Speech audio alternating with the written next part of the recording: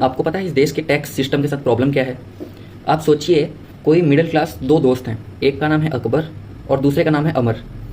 इन्होंने प्लान किया कि भाई आजीविका चलाने के लिए हम एक काम करते हैं, दोनों 10-10 गाड़ियाँ खरीद लेते हैं और ट्रैवल एजेंसियाँ चलाएंगे, ठीक है।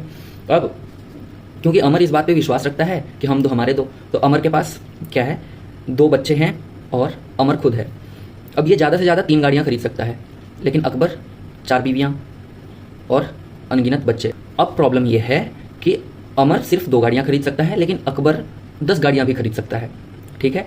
तो अकबर ने अपने सभी 10 बच्चों के नाम पे एक गाड़ियाँ खरीद ली, लेकिन अकबर ने 2 गाड़ियाँ खरीदी अपने नाम पे। बाकी की 10 गाड़ियाँ भी अगर उसने खरीदी तो उसे एक ट्रैवल एजेंसी या कोई ट्रैवल कंपनी खोलनी पड़ेगी, ठीक है।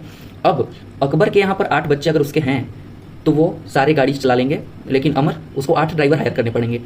अमर का खर्चा बढ़ा। अब क्योंकि अमर को कंपनी खोलनी पड़ी तो वो जीएसटी के दायरे में आ गया। अब वो यहाँ पर टैक्स भरेगा। क्योंकि अमर के पास 8 ड्राइवर हैं जो हायर्ड हैं, तो उन 8 ड्राइवर्स को उन्हें सैलरी भी देनी पड़ेगी। अमर का खर्चा यहाँ बढ़ा।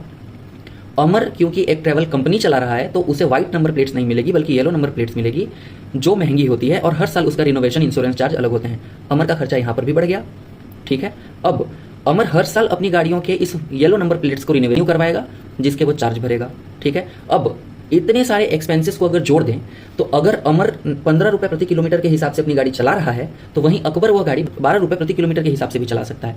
तो जिसको ट्रैवल करना है या जिसको इन ट्रैवल एजेंट की ज़रूरत है वो अपना फ़ायदा देख के अकबर की कंपनी को चूज़ करेगा या अकबर को चूज़ करेगा, ना कि अमर को। क्योंकि कॉस्ट इफेक्टिव कौन हुआ? अकबर, क्योंकि उसे टैक्स नहीं भरना पड़ रहा। अगर टैक्स नहीं भरना पड़ रहा तो उसके खर्चे कम हैं, उसके खर्चे कम हैं तो उसकी जो प्राइस है मार्केट की वो कम है। लेकिन अमर क्या कर रहा है, वो प्रॉपर जीएसटी भर रहा है, वो येलो नंबर प्लेट्स के चार्जेस दे रहा है, वो हाई इंश्योरेंस दे रहा है, वो अपने 8 ड्राइवर्स के मेंटेनेंस या उनकी सैलरीज दे रहा है। और इसी तरह धीरे धीरे करके एक दिन अकबर की कंपनी तो बड़ी हो जाएगी, लेकिन अमर धीरे धीरे करके डूबता चला जाएगा। और ये इस देश में बहुसंख्यक समाज का यही हाल है, इस सो कॉल्ड सेक्युलर देश में।